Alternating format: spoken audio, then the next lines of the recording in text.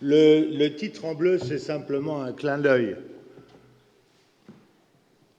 d'actualité, mais il ne veut être que scientifique.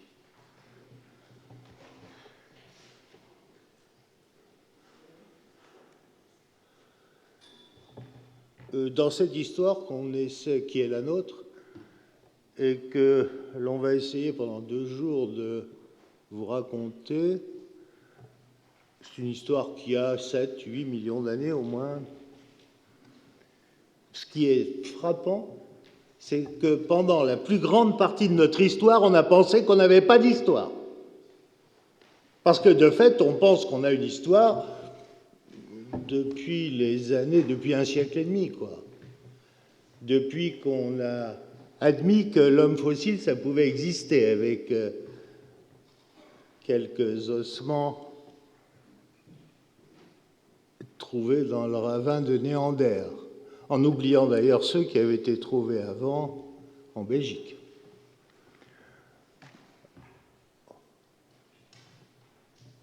Darwin, bien sûr, le père de l'évolution, mais c'est lui qui a écrit en 1871 dans cet ouvrage absolument génial, il a dit « Dans la nature actuelle, ceux qui nous ressemblent le plus sont les chimpanzés. Et probablement qu'un jour, on trouvera en Afrique l'ancêtre des chimpanzés et de l'homme. » Les ancêtres des humains, vous voyez qu'on en a quelques-uns, même un peu trop, quoi, hein, parce qu'on n'arrive pas bien à se mettre d'accord entre nous. Mais les ancêtres des chimpanzés, on n'en a pas beaucoup. Pas beaucoup du tout. Sûrement, comme le disait Brigitte, parce qu'on ne les a pas cherchés au bon endroit. Si on les avait cherchés au bon endroit, on en aurait sûrement plus. Alors, on n'a pas l'air très malin, quoi, parce qu'on explique que la dernière dichotomie, c'est entre les chimpanzés et nous. Et quand vous faites, non pas une conférence, mais quand vous faites une causerie à des enfants en grande section de maternelle ou en primaire, ils vous disent « Dis, tu nous as parlé des chimpanzés tout à l'heure, mais tu ne nous en as pas montré. » On ne sait pas répondre pour le moment à ça, hein, on ne sait pas. Mais c'est bon signe pour les jeunes.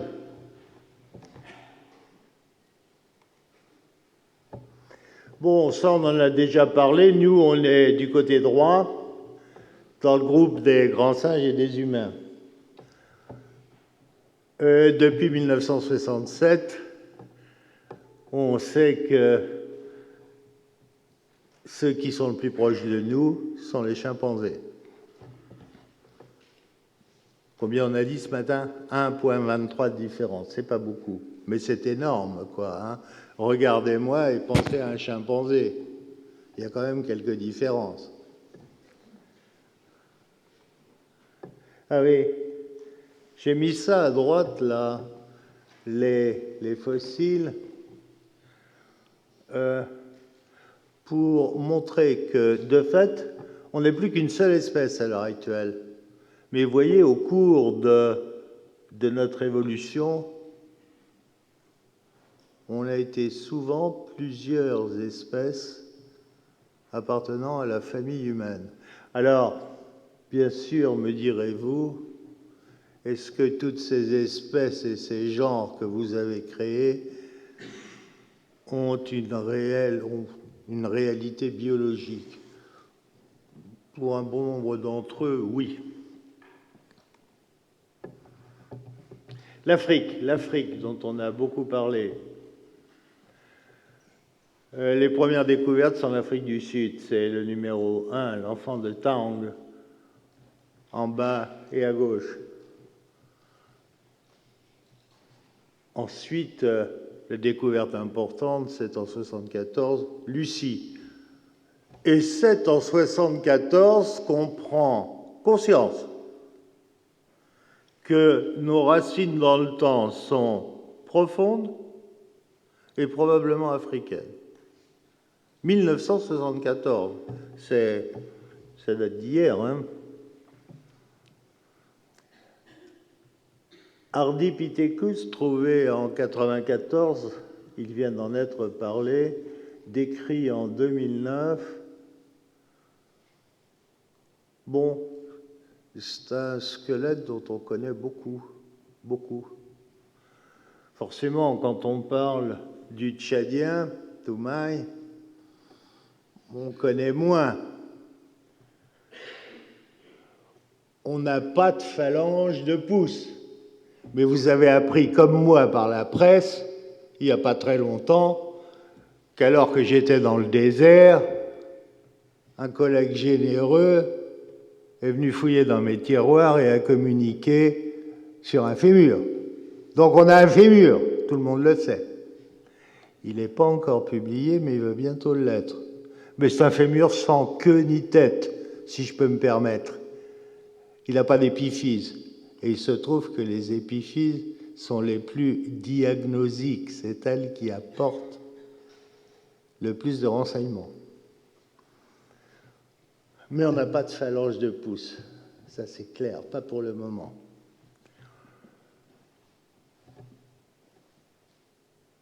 Ardipithecus, j'aime bien cette reconstitution qui vient de paraître dans un livre qui vient de sortir de Chris Stringer.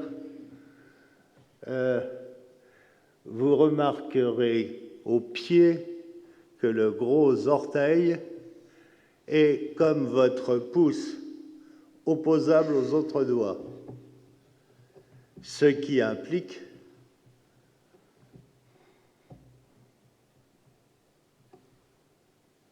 un grimpé, une vie arboricole.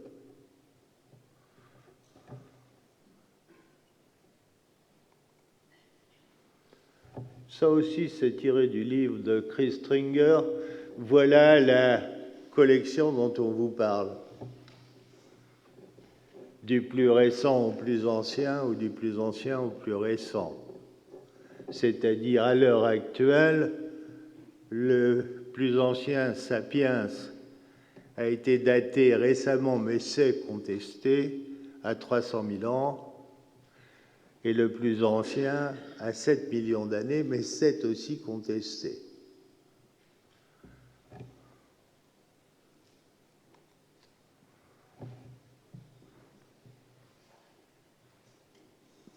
Avec mon équipe, je travaille au Tchad, pas depuis 48 heures, depuis quelques années, vous voyez, 25. C'est-à-dire, je voudrais souligner là que nos recherches se font aussi dans le temps. Il ne s'agit pas d'aller faire un tour quelque part pour ramener du matériel. Ça ne se passe pas comme ça. 25 ans dans la vie d'un humain, ça correspond à combien? Le quart? Non. Entre le tiers et le quart. C'est beaucoup.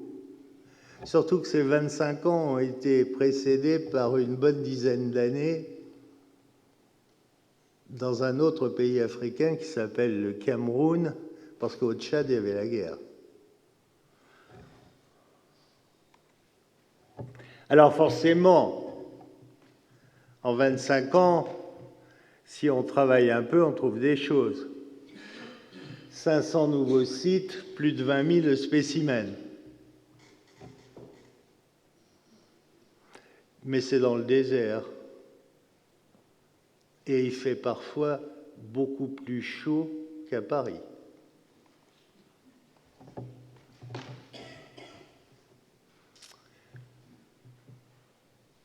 En bleu, au milieu de la photo de gauche, vous avez l'actuel lac Tchad. Il ne s'est pas agrandi. Depuis que je travaille au Tchad, il s'est divisé à peu près par 3, de l'ordre de 10 000 km². Mais à certains moments, le lac Tchad devient un méga-lac Tchad. Et le dernier méga-lac Tchad était au Pléistocène, et à ce moment-là, il avait une surface équivalente à celle de la Caspienne, mais c'est un lac d'eau douce, 400 000 km². Autrement dit, à l'époque de Toumaï, il y a 7 millions d'années, on avait un mégalac Tchad. Et je me souviens de la tête du guide de la révolution libyenne quand je lui ai dit qu'à l'époque de Toumaï, on pouvait aller en pirogue de Djamena à Sirte. Il s'est levé et il m'a dit « Quand pourra-t-on y retourner ?»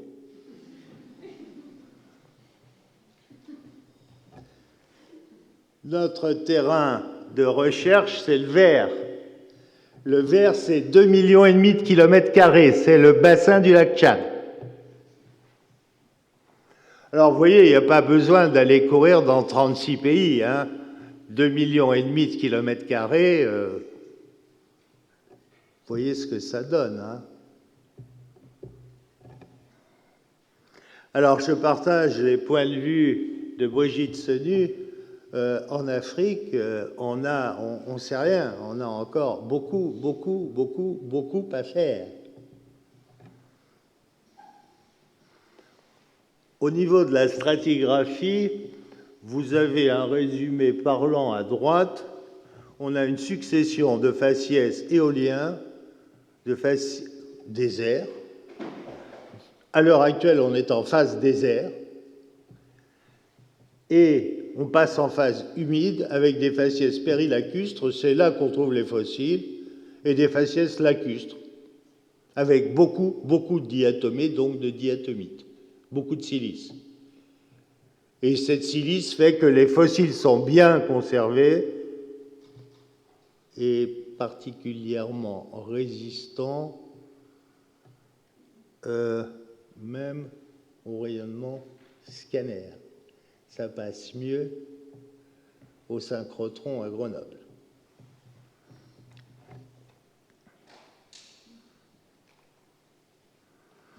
C'est un joli désert, c'est le désert du Djouram. C'est un désert de dunes. Les sites fossiles sont environ à 2-3 jours de jeep de Djamena. On est autour de 1000 km. Bon, c'est pas beaucoup, d'autant plus qu'il y a un peu de route goudronnée, une bonne 50aine de kilomètres. Puis le reste, c'est un peu de pistes et beaucoup de hors-piste. Il faut naturellement beaucoup de voitures, donc une logistique de milieu extrême, et pour cela, il faut un peu d'argent. Et à ce niveau-là, force est de constater que les choses ne s'améliorent pas.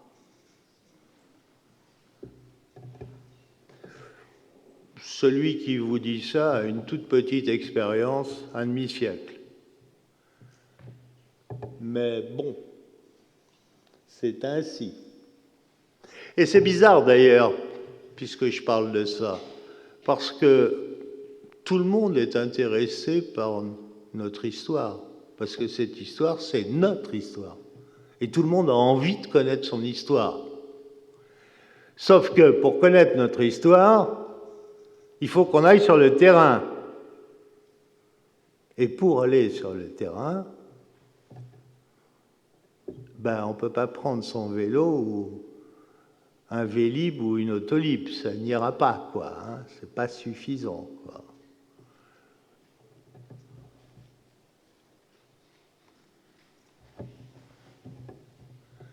Dans le désert, voilà la vie, on bivouac.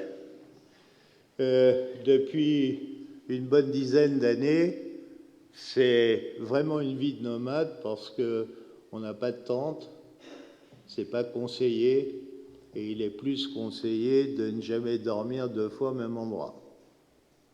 Donc on est vraiment nomade. Ce qui a ses avantages et ses inconvénients. En bas à droite, vous avez un petit déjeuner le matin, c'est agréable, déjeuner en plein air, on se croirait à la terrasse, à une des terrasses de la rue Soufflot, par exemple. Et puis, bien là-haut, au-dessus, un os qui était un peu fragile, qu'on a plâtré. Puis, vous voyez, on cherche des petites choses. Ces petites choses sont des dents. Vous remarquerez que tout ça est très plat. C'est un des inconvénients par rapport à l'Afrique orientale. Ici, au Tchad, la tectonique est calme, très calme. Tout est plat. Ce qui généralement n'est pas calme sont les sapiens. Et comme c'est plat, il n'y a pas de coupe, quoi. Donc les coupes, vous voyez, être géologue dans l'équipe, c'est agréable. Il faut savoir faire son trou, hein.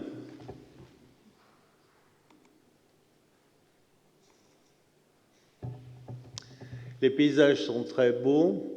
Les zones plus blanches sont les affleurements. Et vous voyez, on peut trouver un certain nombre d'os. Alors, contrairement à l'idée reçue,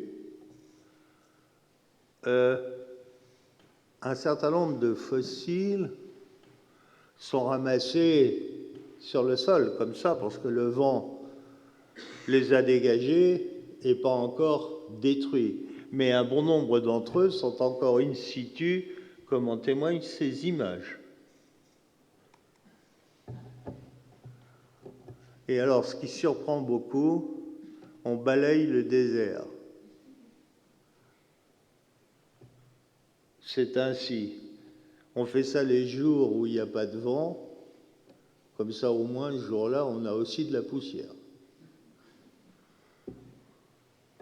Mais ça marche bien, ça marche même très bien. On trouve des microvertébrés et parfois, avec un peu de chance, quelques restes de primates. Et puis les fossiles, on les ramène à N'Djamena. Vous avez les deux photos du haut, une séance de travail à N'Djamena. En bas, c'est une séance de travail à Poitiers.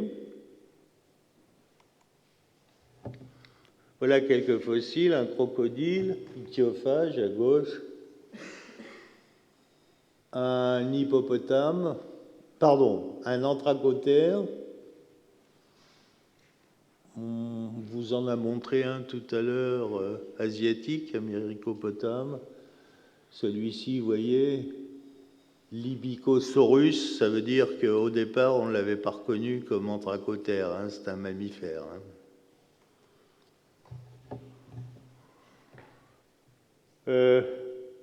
Un gros sanglier, le Nyanzaker, et puis un des ancêtres de l'éléphant d'Afrique. De tout ça, on a, vous voyez, la zone fossilifère actuellement exploitée. Elle est au sud de Faya-Largeau. Et on a 4 zones fossilifères qui s'échelonnent entre 3 millions d'années et 7 millions d'années. Au-dessus de 3 millions d'années, on a des datations d'une série qui va jusqu'à l'actuel. Et on a déposé un projet de recherche sur cette période-là, donc entre 3,5 et l'actuel.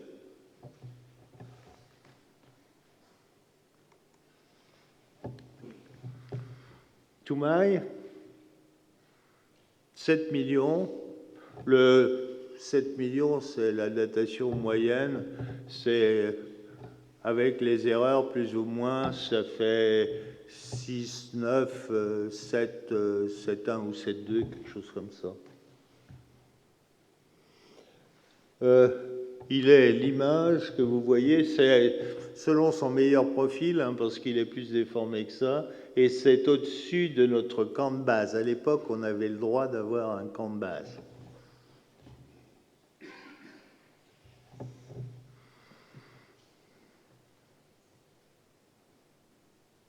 En bas et à droite, cette photo est très pédagogique parce que c'est le scanner d'une canine, de la canine inférieure.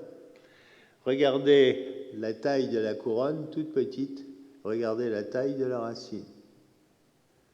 C'est, par définition, une racine primitive associée à une couronne dérivée. Ça porte un nom, ça s'appelle de l'évolution en mosaïque. Et c'est souvent ce qui arrive chez les primates. La canine n'était pas là pour faire de la figuration, elle était bien implantée. Regardez là cette canine au milieu des deux reconstitutions en haut. Elle est petite, elle suce par la pointe, ce qui n'est pas le cas chez les grands singes. En voilà d'autres. Sont des reconstitutions à partir de la mandibule qui est en bas et à droite.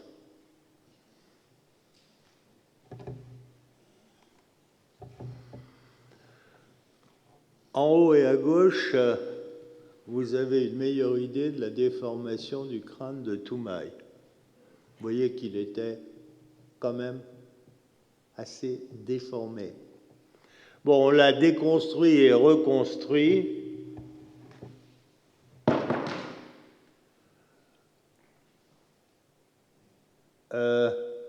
Au niveau de l'oreille interne, il y a eu une thèse à Poitiers autour de l'oreille interne.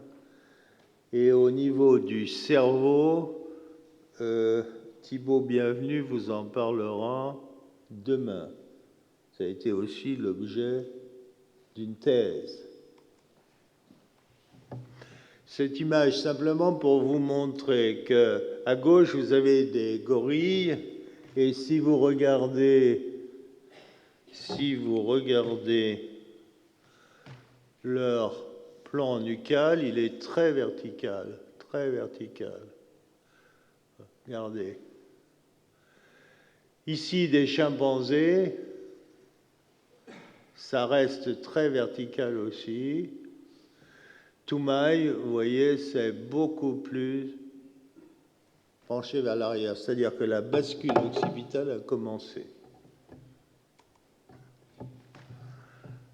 À partir de là, si vous refaites une enveloppe crânienne et si vous mettez des gorilles et qui sont en rouge et des chimpanzés qui sont en vert, Toumaï est là. Alors vous avez 2 points, il n'y a qu'un crâne. Simplement parce que quand on a fait la reconstitution de Toumaï, 2 personnes ont refait de manière séparée la reconstitution pour voir quelles étaient ou quelles pouvaient être les différences entre les 2 obtenues. Vous voyez que la différence est très faible. Et ce qui est intéressant sur ce graphe, c'est que si vous voulez transformer le Toumaï en gorille, comme ça a été évoqué généreusement par certains collègues, eh bien, cette enveloppe, elle se déchire. Alors, là, les bords s'écartent, là, ils se chevauchent, vous ne pouvez pas passer de l'un à l'autre. Si vous faites la même chose pour les chimpanzés, vous obtenez des résultats de même ordre. Le crâne s'ouvre à certains niveaux, se referme à d'autres.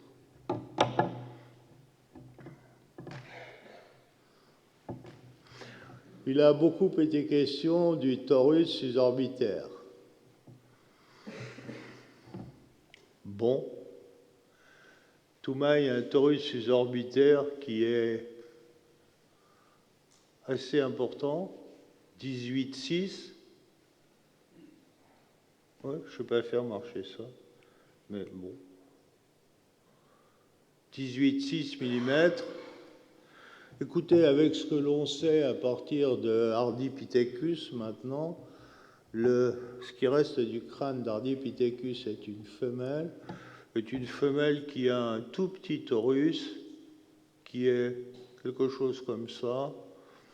Bon, je pense que tout cela confirme bien que le crâne de Toumaï est un mâle et que pour le moment, au moins, on ne connaît pas de crâne de femelle. Alors, si on supposait que c'est une femelle, et si on supposait que, par exemple, Toumaï, puisqu'il a été comparé à une paléogorillette, si on supposait qu'il ait le même dimorphisme sexuel, alors on arrive à un bourrelet suborbitaire, vous voyez, qui dépasse 4 cm. Ça fait beaucoup, hein. Ça fait vraiment beaucoup. Mais bon, pourquoi pas?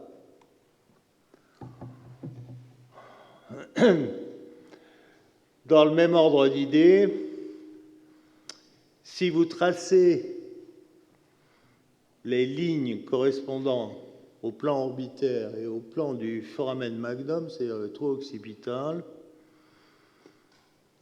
chez l'Homo sapiens, vous voyez que l'angle formé est un angle obtus. Chez le chimpanzé commun, vous voyez qu'au contraire, cet angle est très aigu. Chez l'Australopithecus africanus, bon, vous voyez que cet angle est proche de 90 degrés. Chez Toumaï, cet angle est aussi proche de 90 degrés. Et se distingue, dans le cas de l'Australopithèque et dans le cas du Sahelanthrope, nettement de l'angle du chimpanzé.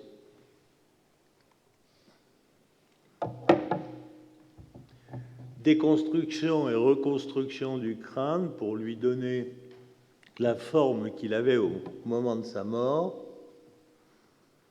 C'est beaucoup de travail.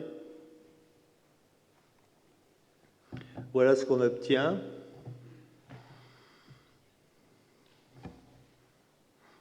On est passé de quelque chose de virtuel, ça c'est une image virtuelle, en fausse 3D, et dans les vitrines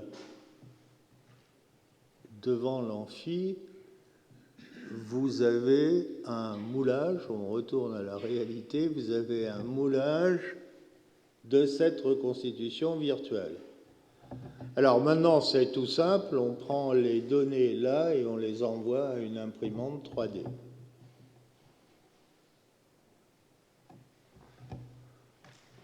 J'ai commencé à taper ma thèse sur une Remington, je ne sais plus combien, avec des stencils.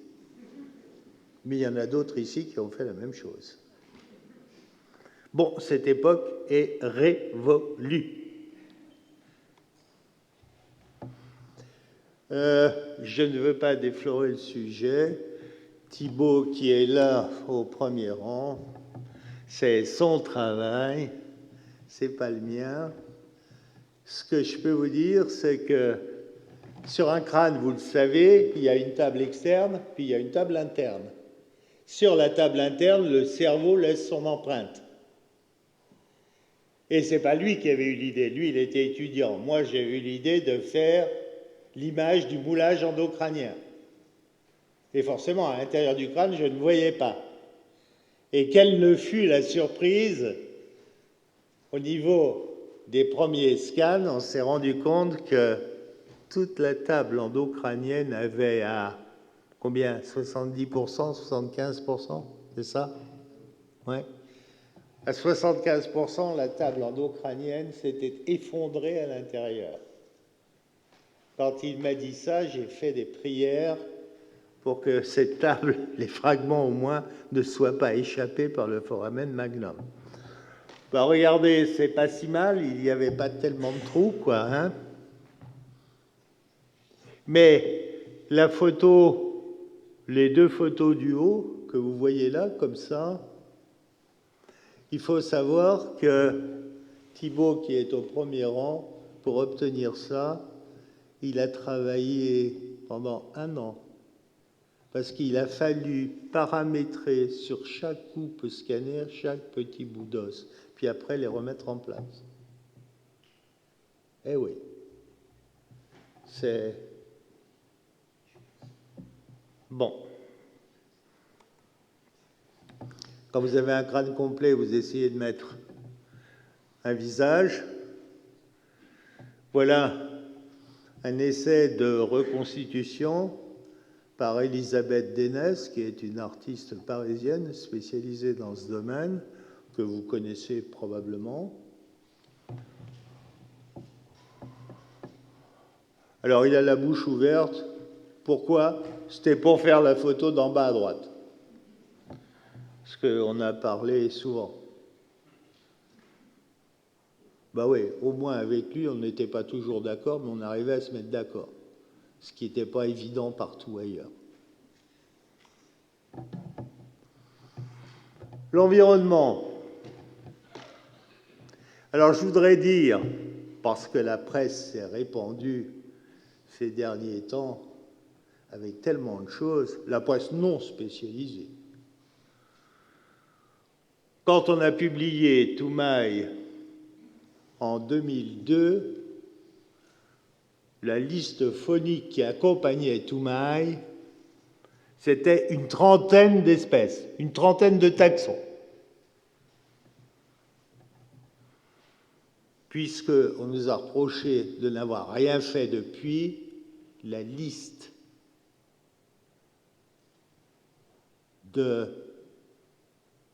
qui accompagne Toumaï, la liste phonique, c'est maintenant une centaine de taxons. Une centaine de taxons. C'est-à-dire que dans ces niveaux,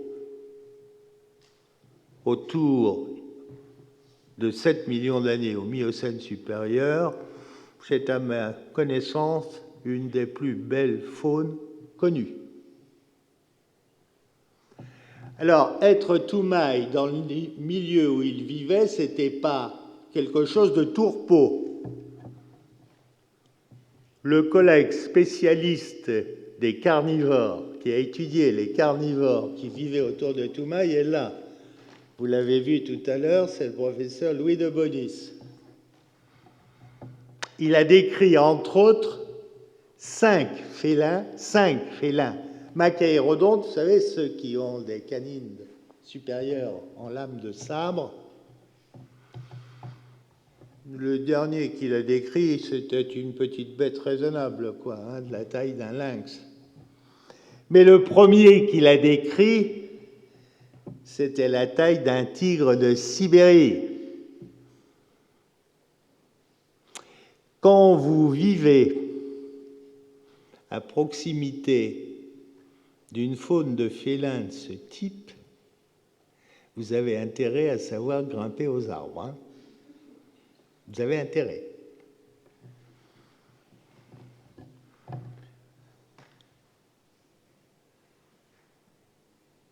Alors, je vous rassure, pour je ne sais pas,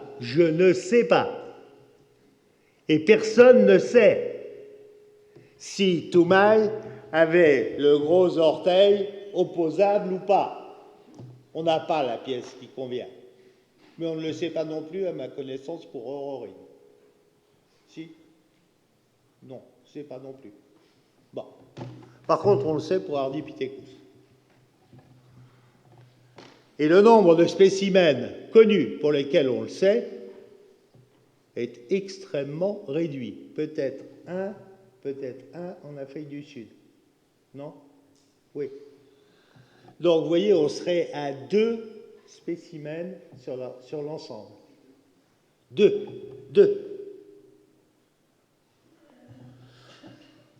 Bon, il faut être modeste. Il ne faut pas trop nous demander, parce que vous finirez par nous faire dire des choses qui ne correspondront pas à la réalité.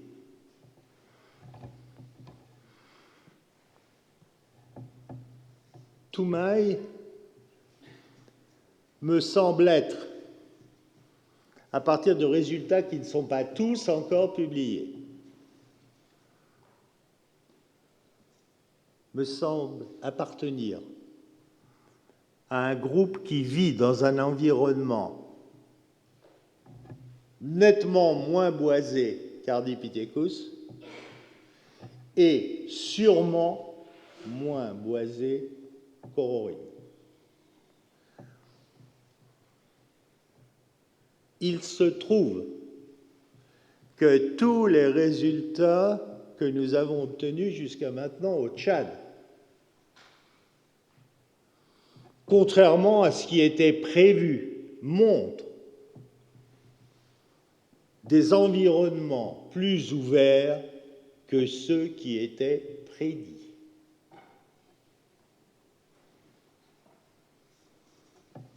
Alors, peut-être que les machines à isotopes d'Oxford University ne sont pas bonnes,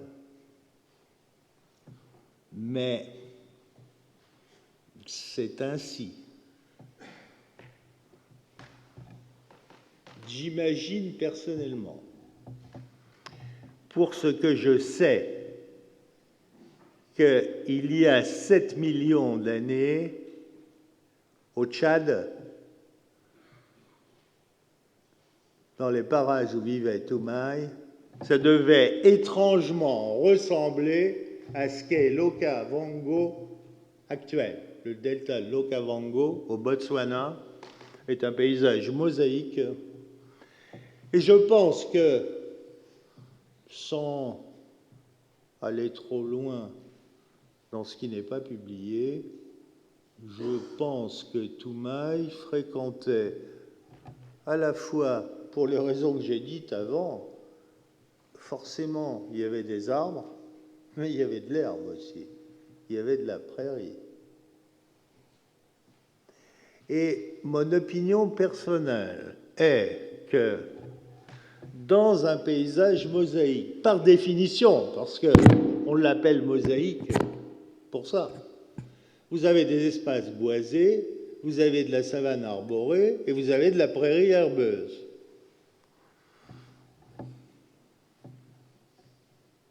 Vous avez au moins 3 milieux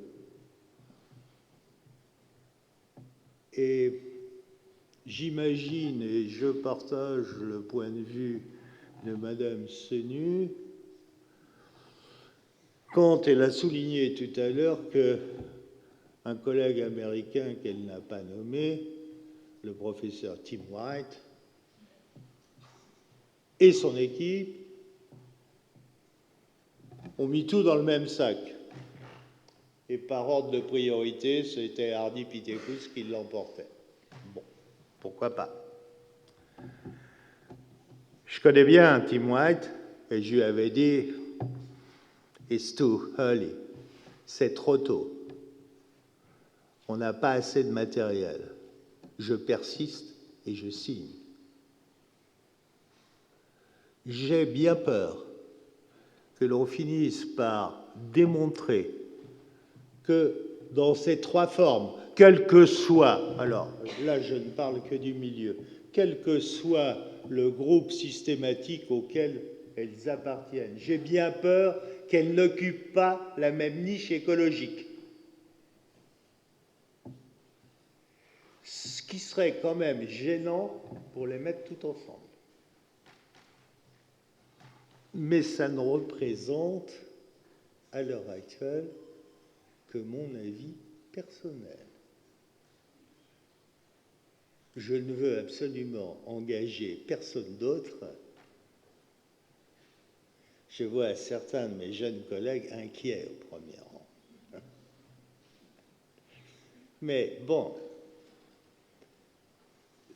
je crois qu'il est urgent de ne pas se presser. Il est urgent d'avoir plus de matériel. Il est urgent d'aller plus sur le terrain. Et vous, les plus jeunes, enfin, vous voyez bien la tête qu'on a, quoi. Vous, les plus jeunes, vous devez aller sur le terrain. Vous devez... Enfin, c'est pas possible. On manque de matériel. On n'a pas assez de matériel. Vous vous rendez compte, sur l'ensemble de l'Afrique, tous les territoires qui restent à explorer. Alors, je sais bien, c'est pas commode, parce qu'il y a des tas d'endroits où c'est pas simple. Mais il faut y aller. Il faut y aller. Il faut attendre. Et il faut finir par le faire. Si vous ne le faites pas, vous les jeunes, eh bien vous ne progresserez pas. Parce que pour faire toutes les techniques, toutes ces techniques sont merveilleuses, ces nouvelles techniques, mais si vous n'avez pas de fossiles, vous ne ferez pas vos techniques. Bon, on a 3 points rouges en Afrique, c'est pas beaucoup, tout le reste est vierge, ou presque. Donc il reste beaucoup à faire. Et si vous voulez faire une conclusion, ce serait un peu comme, je ne sais pas, quand Neil Armstrong a été sur la Lune, il a mis un drapeau, il ne connaissait pas la Lune, hein. Il montrait qu'il y avait été. Bon, ben là, on a mis 3 drapeaux. Ça nous a demandé un certain temps, d'ailleurs. Eh ben, il faudra en mettre beaucoup d'autres pour avoir une idée meilleure de ce qui se passe. Quoi qu'il en soit, je suis navré, Yves, hein, mais c'est comme ça. Pour le moment, le plus ancien n'est plus à l'est, mais à l'ouest. Mais peut-être que demain, ce sera à l'est ou ailleurs. Et j'ai des problèmes avec le président de la République du Tchad. À chaque fois que je le vois, alors on se connaît forcément bien maintenant, hein, depuis 25 ans, il me dit « Mais pourquoi tu ne publies pas West Side Story ?» Je ne t'ai jamais dit, Yves. Et je lui dis « Qu'est-ce que tu veux? Que je fasse comme Yves Coppens ?» Mais moi, j'ai moins de chance que lui, ça va devenir faux plus vite. On ne sait pas, enfin, tout est vite, quoi. Il y a beaucoup trop à faire encore. Toumaï est très fier d'avoir fait la une de Nature. Bon, écoutez, c'est son avis, hein. Et il ne désespère pas d'en faire encore au moins une, peut-être 2. Ça, c'est pas moi qui l'ai fait. Ça te rappelle des choses, hein, Jean Renaud? Alors ça correspond à une autre idée que j'ai. Je pense que c'est exceptionnel de trouver l'ancêtre de quelque chose qui, vous voyez, d'une lignée. Non, on est sur des branches. Toumaï, il n'a sûrement pas de descendants. Sûrement pas. La conception que j'en ai maintenant, c'est qu'il est sûrement très proche du dernier ancêtre commun, de la population ancestrale, très proche. Le tout est buissonnant. Vous avez déjà vu. Tout ce que j'ai dit, c'est le travail d'une équipe qui s'appelle la mission paléoanthropologique franco-tchadienne. Ce n'est pas à jour, mais il y a une petite centaine de chercheurs. Rassurez-vous, hein, je ne pars jamais sur le désert avec une petite centaine de chercheurs. Et j'adore ce petit fennec qui nous a suivis pendant très longtemps. C'était le fennec à l'oreille cassée. Je vous remercie.